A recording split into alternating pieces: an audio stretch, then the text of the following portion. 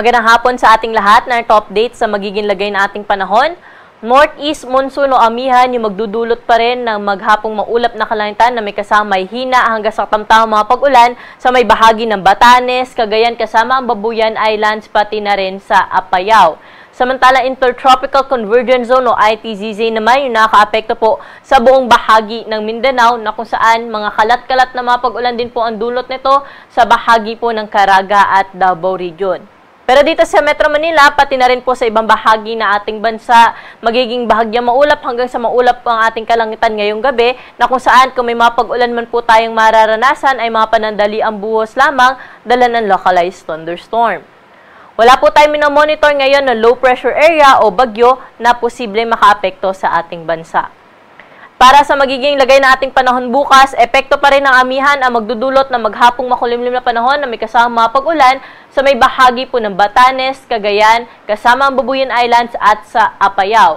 Samantalang dito po sa atin sa Metro Manila, pati na rin sa ibang bahagi pa ng Luzon, magiging maaliwalas pa rin po yung ating panahon lalo na sa umaga hanggang tanghali. Pero pagsapit ng hapon at gabi, bahagyang kukulimlim po yung ating panahon at may tsansa na mga panandali ang buhos ng pag-ulan dala ng localized thunderstorm.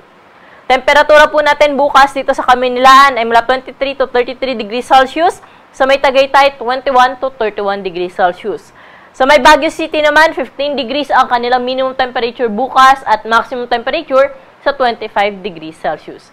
Sa may Lawag, 24 to 31 degrees ang agos ng temperatura bukas, samantala sa Tuguegarao, 23 to 30 degrees Celsius. Sa may Legazpi City, 26 hanggang 32 degrees ang agwat ng temperatura. Dumako naman po tayo sa Puerto Princesa City na kung saan 26 hanggang 32 degrees ang agwat ng temperatura. Aabot naman sa 33 degrees Celsius ang pinakamataas sa bahagi po ng Kalayaan Islands. Sa mga kababayan naman po natin sa Kabisayaan, bukas wala tayong inaasahan dyan na malawakang mga pag-ulan, kaya po magpapatuloy yung kanilang naranasan na panahon na maaliwalas sa umaga hanggang tanghali, pero pagsapit ng hapon at gabi, may mga tsansa rin po ito na mga isolated rain showers, dala po ng mga localized thunderstorm.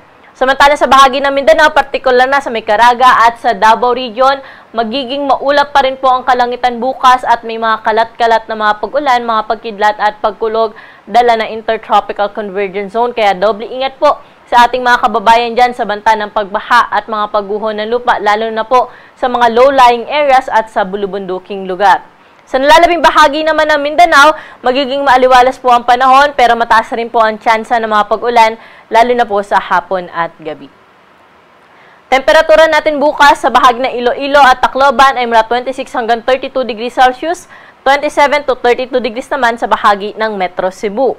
Dumako naman po tayo sa Cagayan de Oro at sa Metro Davao na kung saan 25 to 32 degrees ang agwat ng temperatura. Sa bahagi naman po ng Zamboanga, may kainitan pa rin, aabot sa 34 degrees ang maximum temperature. Sa mga kababayan naman po natin na maglalayag, may gale warning pa rin po tayong nakataas sa may baybay ng Batanes, northern portion ng Cagayan kasama ang Babuyan Islands at sa northern portion ng Ilocos Norte. Sa mga areas po na nabanggit, hindi natin pinapayagang pumalaot dyan yung ating mga kababayan, mga isda, pati na rin yung may maliit na sasakyang pandagat, dahil sa inaasahan nating malalaki at matataas na mga pag-alon, posibleng umabot sa 4.5 meters ang wave height. Para po sa ating 3-day weather outlook sa mga pangunahing syudad dito sa Luzon, partikular na Metro Manila, Baguio at Legazpi City, for the next 3 days o hanggang Huwebes, wala naman po tayong naasahan na malawakang mga pag-ulan. Magpapatuloy po yung ating naranasan na maaliwalas na panahon sa umaga hanggang tanghali, pero hapon at gabi may tsansa pa rin po ng mga pag-ulan dala ng localized thunderstorm. Metro Manila, 23 hanggang 32 degrees agwat ng temperatura for the next 3 days. Samantalang Baguio City naman, yung minimum temperature, maglalaro sa 15 hanggang 16 degrees Celsius at yung maximum temperature around 24 hanggang 25 degrees Celsius. Sa may Legazpi City, 25 to 26 degrees ang minimum at 32 degrees ang maximum temperature.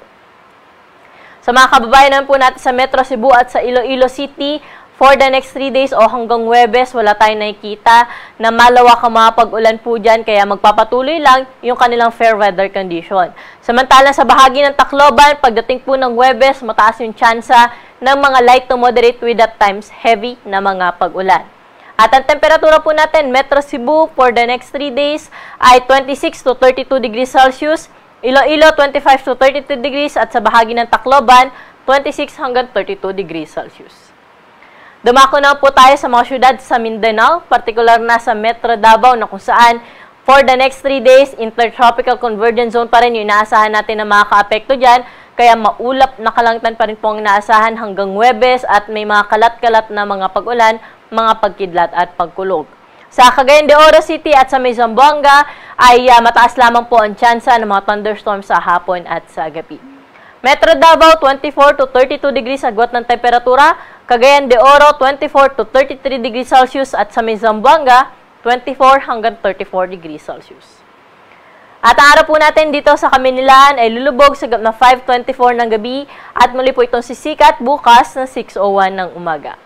Para sa karagdagang impormasyon, i-like at i-follow po kami sa aming social media account sa DOST_Pag-asa at bisitahin na among website sa pag-asa.dost.gov.ph. At yan po yung latest dito sa Weather Forecasting Center. Ako po si Ana Cloren Horda. Magandang hapon po.